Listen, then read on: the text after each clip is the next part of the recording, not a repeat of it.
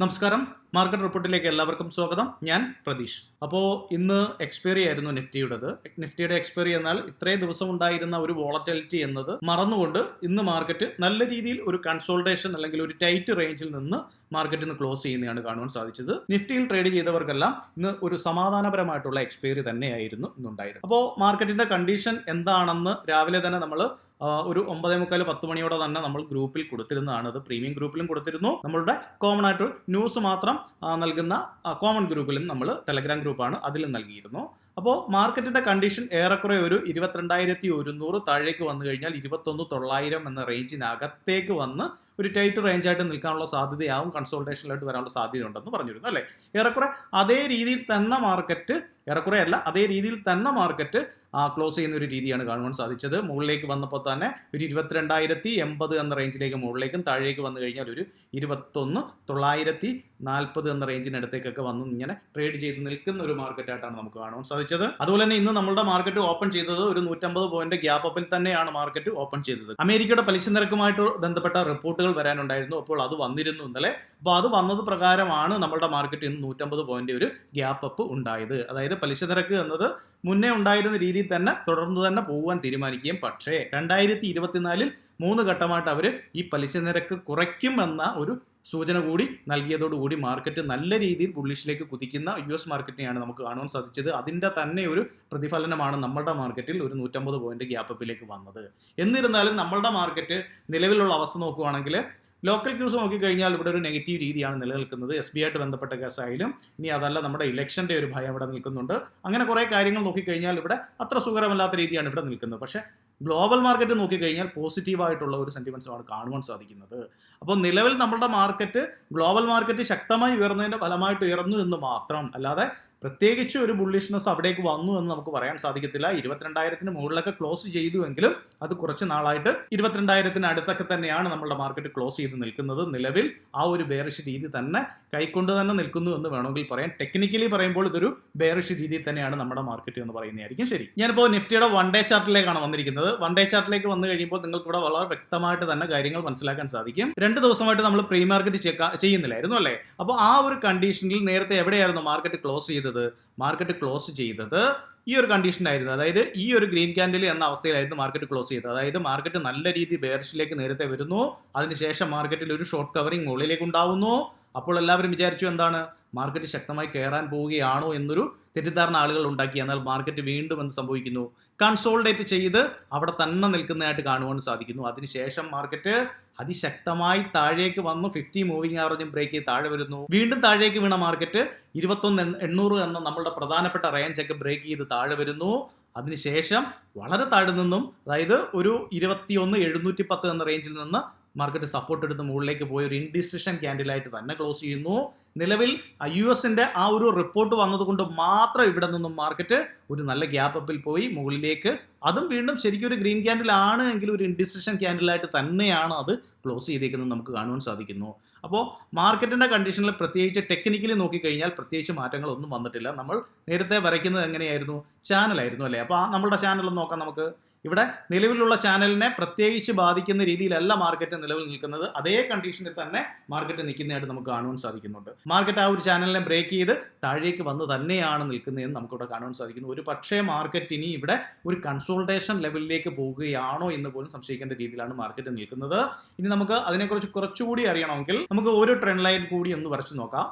നോക്കൂ, കുറച്ചുകൂടെ ലോങ് ടൈമുള്ള ഒരു ട്രെൻഡ് ലൈൻ വരച്ച് കഴിഞ്ഞാൽ തന്നെ നമുക്കിവിടെ മനസ്സിലാക്കാൻ സാധിക്കുന്നത്, നോക്കൂ, ഈ ഒരു റേഞ്ച് എന്നത് വളരെ പ്രധാനപ്പെട്ട ഒരു റേഞ്ചായിട്ട് നിൽക്കുന്നതായിട്ട് കാണുവാൻ സാധിക്കുന്നു. അതായത് മാർക്കറ്റ് ഒരു പക്ഷേ ഇവിടെ നിന്നും കണ്ടില്ലേ, ഇവിടെ നിന്ന് താഴേക്ക് വന്നു കഴിഞ്ഞാൽ ഈ ഒരു റേഞ്ചിന് അടുത്തേക്ക് മാർക്കറ്റ് താഴേക്ക് വന്നാലും പരമാവധി ഈ ഒരു റേഞ്ചിലേക്കൊക്കെ, അതായത് ഒരു 21,500 എന്ന റേഞ്ചിലേക്കൊക്കെ വരുവാനുള്ള സാധ്യതയാണ് കാണുന്നത്. താഴേക്ക് വന്നാലുള്ള കാര്യമാണ് പറയുന്നത്. അവിടെ നിന്നാൽ ഒരു നല്ല സപ്പോർട്ട് 21,500 അല്ലെങ്കിൽ 480 എന്ന റേഞ്ചൊക്കെ വരുവാനുള്ള സാധ്യത വളരെ കൂടുതലാണ്.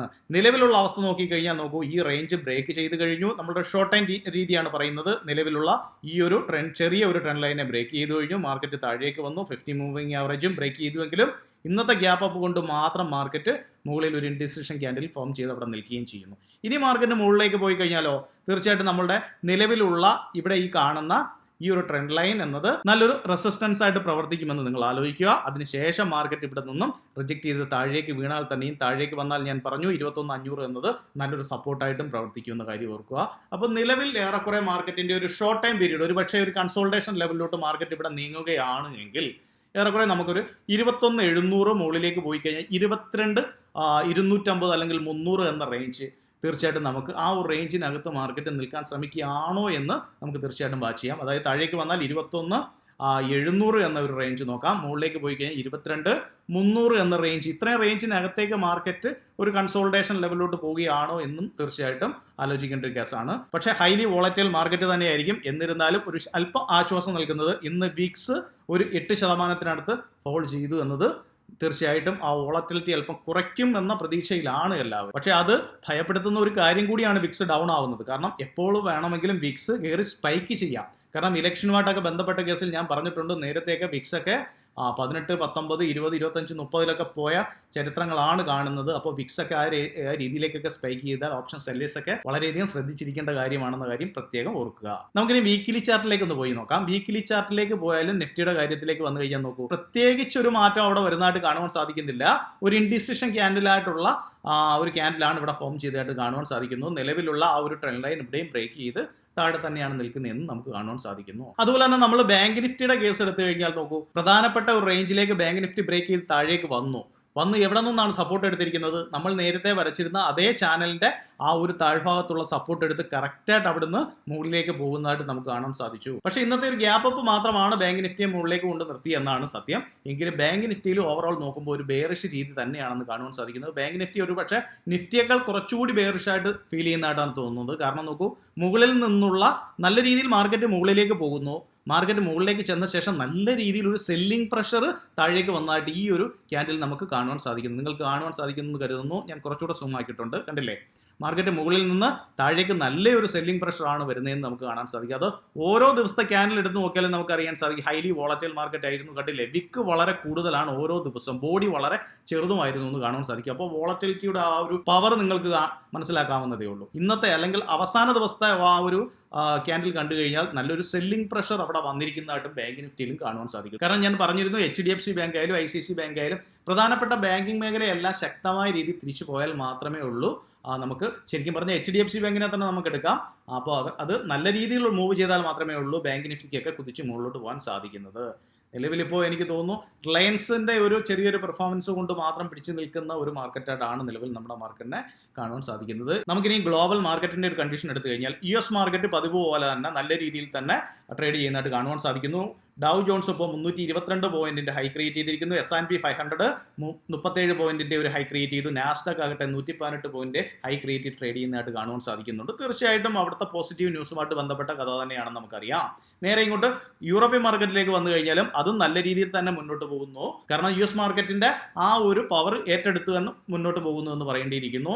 ഇനി നേരെ ഇങ്ങോട്ട് വന്നാലോ, ഏഷ്യൻ മാർക്കറ്റ് എല്ലാം കുഴപ്പമില്ലാത്ത രീതിയിൽ മുന്നോട്ട് പോകുമ്പോഴും നമ്മുടെ ഗിഫ്റ്റ് നിഫ്റ്റി നിലവിൽ റെഡിലാണ് ട്രേഡ് ചെയ്യുന്നതെന്ന് നമുക്ക് കാണുവാൻ സാധിക്കുന്നു. നോക്കൂ, അതാണ് പറഞ്ഞത്, നേരത്തെ ഉണ്ടായിരുന്ന ആ ഒരു US മാർക്കറ്റിലുള്ള ചില ന്യൂസ് സംബന്ധമായ ഒരു മൂവ്മെന്റ് ആണ് നമ്മുടെ മാർക്കറ്റിൽ കണ്ടത്. പക്ഷേ നിലവിൽ നോക്കൂ, ഗിഫ്റ്റ് നിഫ്റ്റി വീണ്ടും ചെറിയൊരു ബെയറിഷ് തന്നെ മുന്നോട്ട് പോകുന്നതായിട്ട് ഇവിടെ കാണുവാൻ സാധിക്കുന്നു. പക്ഷേ ഞാൻ പറഞ്ഞു, ഇപ്പോൾ 10 മണി മാത്രമേ ആയിട്ടുള്ളൂ, ഇനിയും സമയം കിടക്കുകയാണ് US മാർക്കറ്റൊക്കെ ക്ലോസ് ചെയ്യാൻ. തീർച്ചയായിട്ടും മാർക്കറ്റിന്റെ കണ്ടീഷനൊക്കെ ഇനിയും വേണമെങ്കിൽ മാറി മറിയാം. ഞാൻ നേരെ ഓപ്പൺ ട്രസ്റ്റിലേക്കാണ് വന്നിരിക്കുന്നത്. ഓപ്പൺ ട്രസ്റ്റിലേക്ക് വന്നു കഴിഞ്ഞാൽ ഇന്ന് ഇപ്പോൾ ഈ ആഴ്ചയിൽ നിഫ്റ്റിയുടെ എക്സ്പയറി ഇന്ന് കഴിയുകയാണ് ചെയ്തത് അല്ലേ?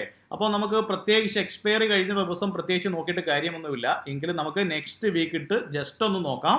അവിടെ കാണുവാൻ സാധിക്കുന്നത് 22,000 എന്നത് പ്രത്യേകിച്ച് ഒരു സ്ട്രാഡിൽ രൂപപ്പെടുന്നതായിട്ട് കാണുവാൻ സാധിക്കുന്നുണ്ട്. പക്ഷേ ഇത് ഒരർത്ഥവുമില്ലാത്ത രീതിയാണ് ഇപ്പോൾ നമ്മൾ നെക്സ്റ്റ് വീക്കിൻ്റെ ഓയ ബിൽഡപ്പ് ഇപ്പോൾ നിലവിൽ നോക്കുന്നത്.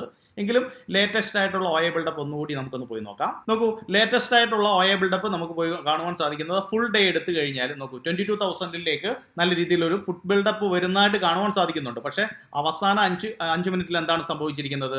നല്ല രീതിയിൽ പുട്ട് ബിൽഡേഴ്സും കോൾ സെല്ലേഴ്സും എല്ലാം നല്ല രീതിയിൽ അൺവൈൻഡിങ് ആവുന്നതായിട്ട് കാണുവാൻ സാധിക്കുന്നു. അതുകൊണ്ട് തന്നെയാണ് ഞാൻ പറഞ്ഞത്, ഇനി നാളെ വെള്ളിയാഴ്ചയാണ്, ഇനി അടുത്ത ആഴ്ചയിലെ ട്രേഡിലേക്ക് ഇനി പുതിയ ആളുകൾ നാളെ ഓരോ സ്ട്രൈക്കിലേക്കും കയറുക മാത്രമാണ് ചെയ്യുന്നത്. അപ്പോൾ മാത്രമേ നമുക്കൊരു ധാരണ കിട്ടത്തുള്ളൂ. ഇത് മാത്രമല്ല, തിങ്കളാഴ്ച ഹോളി പ്രമാണിച്ച് നമ്മുടെ മാർക്കറ്റ് ഓഫാണ്. ഇത് വേറൊരു കാര്യം നിങ്ങൾ ആലോചിക്കണം, ഗ്ലോബൽ മാർക്കറ്റ് അപ്പോഴും ഓൺ ആയിരിക്കും എന്ന കാര്യം പ്രത്യേകം ഓർക്കുക. കാരണം ആ ഒരു ഗ്യാപ്പ് അപ്പം അവിടെ സംഭവിക്കുന്ന മൂവ്മെന്റ് നമുക്ക് എപ്പോഴാണ് എഫക്റ്റ് ചെയ്യുന്നത്?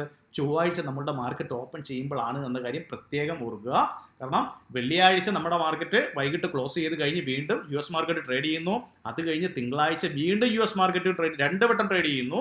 ഇതെല്ലാം കഴിഞ്ഞ ശേഷമാണ് US മാർക്കറ്റ് അല്ലെങ്കിൽ ഗ്ലോബൽ മാർക്കറ്റ് ഇത് ഈ രണ്ട് ട്രേഡിങ്ങും കഴിഞ്ഞ ശേഷം ചൊവ്വാഴ്ചയാണ് നമ്മളുടെ മാർക്കറ്റ് അവധി കഴിഞ്ഞ് വരുന്നത്. അപ്പോൾ ഇതിന്റെ രണ്ടിൻ്റെയും കൂടെ എഫക്റ്റ് ഒന്നിച്ചായിരിക്കും. ഒരു പക്ഷേ ഗ്യാപ്പ് ഡൗണോ ഗ്യാപ്പ് അപ്പ് ഒക്കെ ഉണ്ടായാൽ അന്ന് സംഭവിക്കുക എന്ന കാര്യം കൂടി മറക്കാതിരിക്കുക. അപ്പോൾ എന്തായാലും മാർക്കറ്റിന്റെ കണ്ടീഷൻ നാളെ രാവിലെയോടെ നമുക്ക് ഏറെക്കുറെ ധാരണ വരും, ബിൽഡപ്പും കാര്യങ്ങളൊക്കെ. അപ്പോൾ അതിൽ നിന്നും തൽക്കാലം നമുക്കൊന്ന് മാറാം. നേരെ നമുക്ക് FISന്റെ ഡേറ്റയിലേക്ക് വരാം. നമ്മളിപ്പോൾ FISന്റെ ഡേറ്റയിലേക്കാണ് വന്നിരിക്കുന്നത്. FISന്റെ ഡേറ്റയിലേക്ക് വന്നു കഴിഞ്ഞാൽ ആദ്യം നമുക്ക് ഇത് നോക്കുന്നതിന് മുന്നേ നമുക്ക് ക്യാഷ് മാർക്കറ്റിൽ എന്ത് സംഭവിച്ചു എന്ന് നോക്കാം. ക്യാഷ് മാർക്കറ്റിൽ നിന്നും നോക്കൂ, ക്യാഷ് മാർക്കറ്റിൽ നേരത്തെ ഇന്നലെ ആയിരുന്നെങ്കിൽ അവർ 2600 കോടിക്ക് സെല്ല് ചെയ്തു FIS. ഇന്ന് ചെറുതെന്ന് പറയാം 1827 കോടിക്ക് അവർ സെല്ല് ചെയ്തിരിക്കുന്നു. പക്ഷേ ഇവിടെ നോക്കൂ, ഇവിടെ DIs നമ്മളെ സപ്പോർട്ട് ചെയ്തിട്ടുണ്ട്. 3000 സംതിങ് കോടിക്ക് അവർ ബൈ ചെയ്ത് എന്നതാണ് ഇവിടെ കാണുവാൻ സാധിക്കുന്നത്. പക്ഷേ FIS സെല്ലിംഗ് മോഡിലാണ് നിൽക്കുന്നത് എന്നത് നമ്മളെ വേദനിപ്പിക്കുന്ന ഒരു കാര്യം തന്നെയാണ്. അപ്പോൾ മാർക്കറ്റിന്റെ കണ്ടീഷൻ അനുസരിച്ച് തന്നെ FIS പോകുന്നു എന്ന് സാരം. ഇനി നമുക്ക് FISന്റെ ഇൻഡെക്സ് ഓപ്ഷനിൽ അവരുടെ ആ ഒരു പെർഫോമൻസ് എങ്ങനെയാണെന്ന് നോക്കാം. ഇൻഡെക്സ് ഓപ്ഷനിൽ അവർ ചെയ്തിരിക്കുന്നത് കോൾ അവർ ബൈ ചെയ്തേക്കുന്നത്. നോക്കൂ, കോൾ ബൈ ചെയ്തേക്കുന്നത് 75 സംതിങ്ങിനാണ് കോൾ ബൈ ചെയ്തേക്കുന്നത്. നേരെ ഇങ്ങോട്ട് ഒരു പുട്ട് ബൈ എന്ന് വെച്ചാൽ അത് ബെയറിഷ് ആണല്ലേ.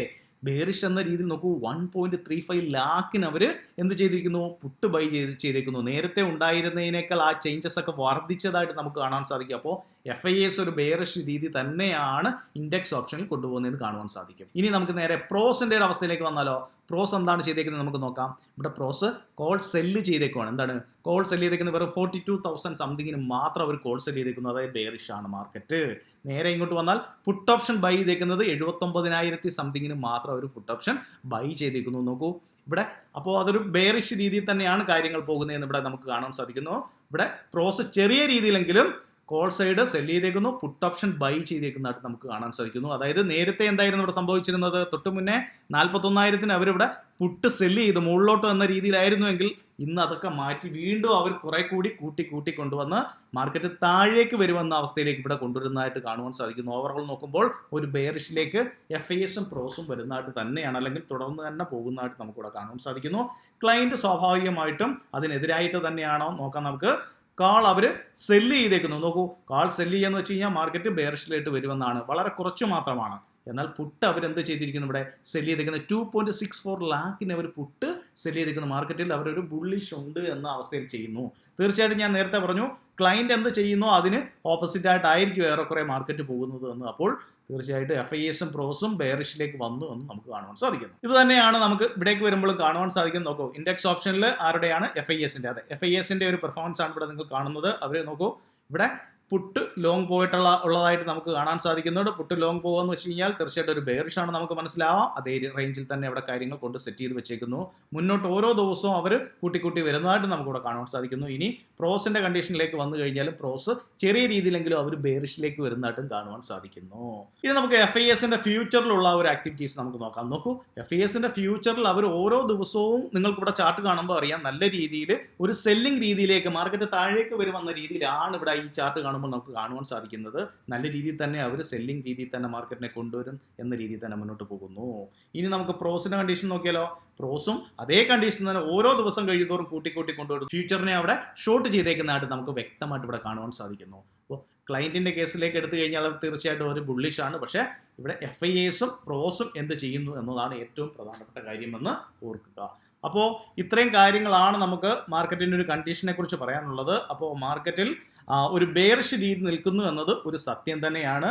പെട്ടെന്ന് ഒരു ഷോർട്ട് കവറിങ് നടന്നു എന്ന് ചോദിച്ചാൽ തീർച്ചയായിട്ടും ഷോർട്ട് കവറിങ് നടന്നിരുന്നു. ഏത് ദിവസമായിരുന്നു അത്? നല്ലൊരു ബെയറിഷ്നെസ് ഉണ്ടായി, അതിനുശേഷം നെക്സ്റ്റ് ഡേ നല്ലൊരു ഷോർട്ട് കവറിങ് മുകളിലോട്ട് നടന്നു അല്ലേ. അതിനുശേഷം വീണ്ടും മാർക്കറ്റ് താഴേക്ക് വരുന്നു. പക്ഷേ ഇന്നത്തെ മാർക്കറ്റ്, അതായത്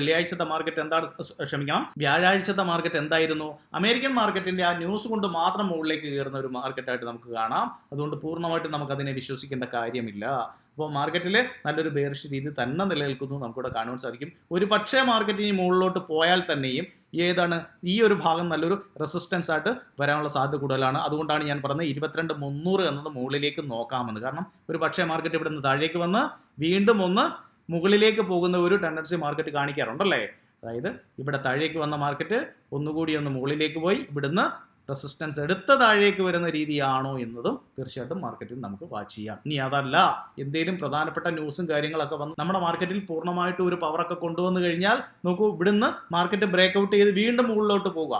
പക്ഷേ അതിനുള്ള സാധ്യതകൾ വളരെ വിരളമാണ് എന്നതാണ് കാണാൻ സാധിക്കുന്നത്. ഗ്ലോബൽ മാർക്കറ്റൊക്കെ പോസിറ്റീവാണ് എങ്കിലും നിലവിൽ ടെക്നിക്കലി കാര്യങ്ങൾ നോക്കുമ്പോൾ ആ ഒരു ചെറിയ ബെയറിഷ്നെസ് കീപ്പ് ചെയ്യുന്ന ഒരു മാർക്കറ്റാണ്. ഇനി അതല്ലെങ്കിൽ ഒരു ചെറിയ കൺസോൾട്ടേഷൻ ലെവലിലേക്ക് പോകാൻ സാധ്യതയുള്ള ഒരു മാർക്കറ്റാണെന്ന് കാണുവാൻ സാധിക്കും. അതുപോലെ തന്നെ നാളെ വെള്ളിയാഴ്ചയാണ്. വെള്ളിയാഴ്ചത്തെ ട്രേഡിൽ ഒരു പക്ഷേ അവസാന നിമിഷമൊക്കെ നല്ല ഒരു സെല്ലിംഗ് പ്രഷർ ഉണ്ടാകാനുള്ള സാധ്യതകളുണ്ട്. സാധ്യതകൾ മാത്രമാണ് പറയുന്നത്. കാരണം എന്ന് വെച്ചാൽ ഒരു നീണ്ട അവധിയാണ് വരുന്നത്. ശനി ഞായർ തിങ്കളാഴ്ചയാണ് നമ്മുടെ മാർക്കറ്റ് അവധിയാണ്. അപ്പോൾ ഒരു ചെറിയ പ്രോഫിറ്റ് ബുക്കിംഗ് അവസാന നിമിഷം വരുവാനുള്ള സാധ്യതയും ഉണ്ട്. കാരണം പൊസിഷനൊക്കെ കൂടുതലും ആളുകൾ ഹോൾഡ് ചെയ്യാതിരിക്കാനാണ് ശ്രമിക്കുന്നത്. അപ്പോൾ ഇത്രയും കാര്യങ്ങളാണ് നിങ്ങളോട് പറയാനുള്ളത്. അതുപോലെ തന്നെ എല്ലാ പ്രാവശ്യം പറയാറുള്ളത് പോലെ തന്നെ നമ്മളുടെ ഫ്യൂച്ചർ ആൻഡ് ഓപ്ഷൻ കോഴ്സ് മുന്നോട്ട് പോകുന്നുണ്ട്. വളരെ സിമ്പിൾ ആയിട്ട് തന്നെ മലയാളത്തിൽ നിങ്ങൾക്ക് പറഞ്ഞു തരുന്ന ഒരു കോഴ്സാണ്. അത് റെക്കോർഡഡ് വീഡിയോ ആണ്. പാസ്വേഡ് പ്രൊട്ടക്റ്റഡ് ആയിട്ടുള്ള 17-18 വീഡിയോകൾ ഉൾപ്പെടുന്ന അതിമനോഹരമായിട്ടുള്ള ഒരു ക്ലാസ് ആണ്. അത് നിങ്ങൾക്ക് വാട്സപ്പ് വഴി സെൻഡ് ചെയ്ത് തരികയാണ് ചെയ്യുന്നത്. താല്പര്യമുള്ളവർ ഈ സ്ക്രീനിൽ കാണുന്ന വാട്സാപ്പ് നമ്പറിൽ കോൺടാക്ട് ചെയ്യാവുന്നതാണ്. അപ്പോൾ വരുന്ന ആഴ്ച എല്ലാവർക്കും നല്ലൊരു ആഴ്ചയാവട്ടെ എന്ന് ആശംസിക്കുന്നു. നന്ദി, നമസ്കാരം.